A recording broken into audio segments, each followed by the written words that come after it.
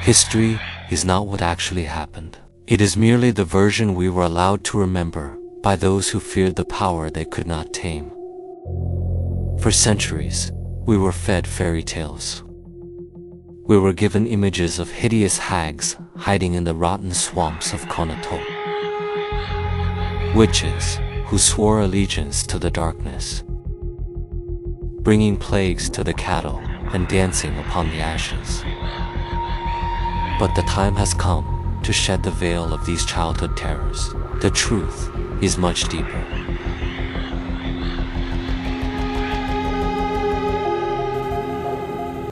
And, strangely enough, much brighter. The true wise ones of Konotop never served evil. They were the Berehynias, the wardens.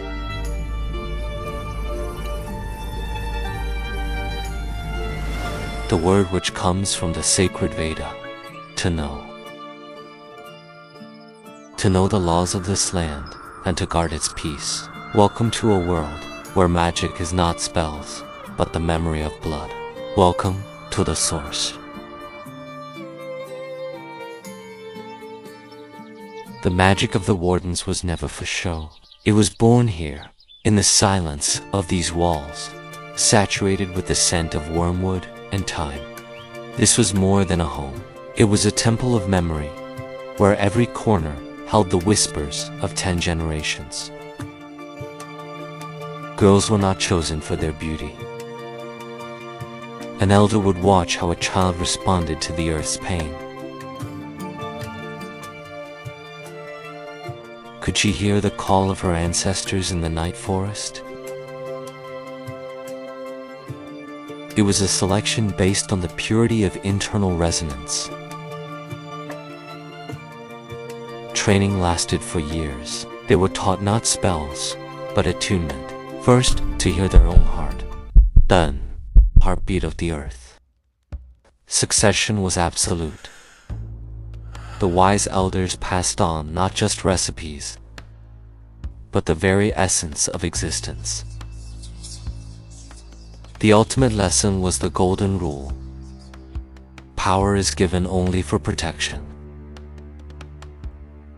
You are the shield, not the sword. A true warden is the one who maintains the balance. Thus, the secret order of the lineage was forged. Invisible, yet unbreakable.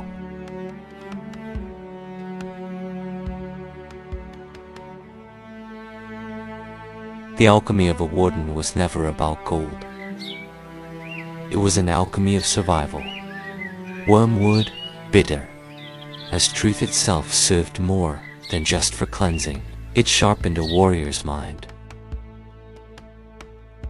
stripping away the trivial and leaving only cold concentration. Flax gave flexibility, not just to fabric, but to fate. Linseed oils became the foundation for protective ointments. This was an invisible armor that softened the blows of destiny and made a warrior's body invulnerable to another's rage. Rare ingredients, rosemary, and amla awakened the memory of ancestors. The warden knew, to heal the body, one must first calm the mind. The scent of these herbs was a key, opening the doors to the subconscious where true power resides. Water is the mirror of the soul. They charmed it not with words, but with the frequency of their voice. 20 minutes of such whispering, and the water's structure changed, turning into medicine. Thus, they healed not the symptoms, but the very cause of the spirit's distortion. The warden's primary weapon was not hidden in her herbs, but in her gaze. They were the first psychologists of this land, capable of seeing through the human essence.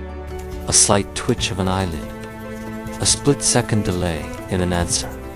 There were no trifles to them. They read the red flags of manipulation through breath and pulse. The warden knew the body never lies. If a man arrived with a forced smile but a clenched jaw, she already knew the outcome of that meeting. It was impossible to hide a dark intent from them. They masterfully dismantled the manipulations of others. A warden did not argue. She created conditions where a person's lie became obvious, even to themselves. It was a mirror in which the enemy saw their own emptiness. Yet their wisdom also served to heal tormented souls. They drew anxiety out of people like venom from a wound. Replacing panic with the stillness of an ancient forest, they restored a person's true self. When war came to the native land, the wardens did not take up sabers. They became the invisible shield of Konotop. It was to them, through secret paths, that the Karaktonic Cossacks came. They did not grant them immortality, but they tied woven amulets around the warriors' wrists. This was an act of transferring intent.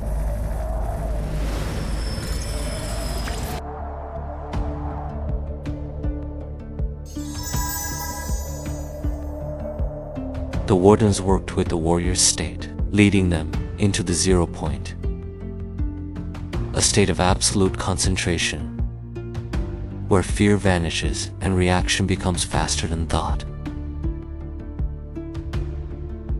Legends of warriors being able to avert the enemy's eyes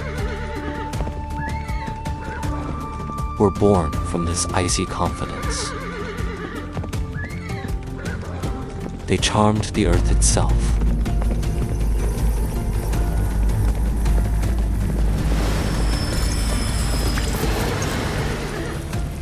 Raising mists to hide the home trails from the invader. This was the magic of reality control, gifted by the silence of the Konotop forests. Times had changed. The ancient oaks remember everything, but people tend to forget. We were made to fear the word witch,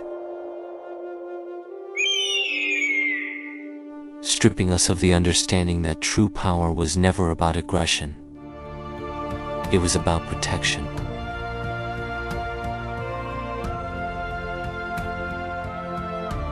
This blood has not vanished. The knowledge did not burn, for it was passed in whispers from mother to daughter. Konotop magic is not about spells. It is your intuition, your ability to sense a lie and see light where others see only darkness. The warden lives in everyone who remembers their roots, and as long as we remember, the shield stands firm.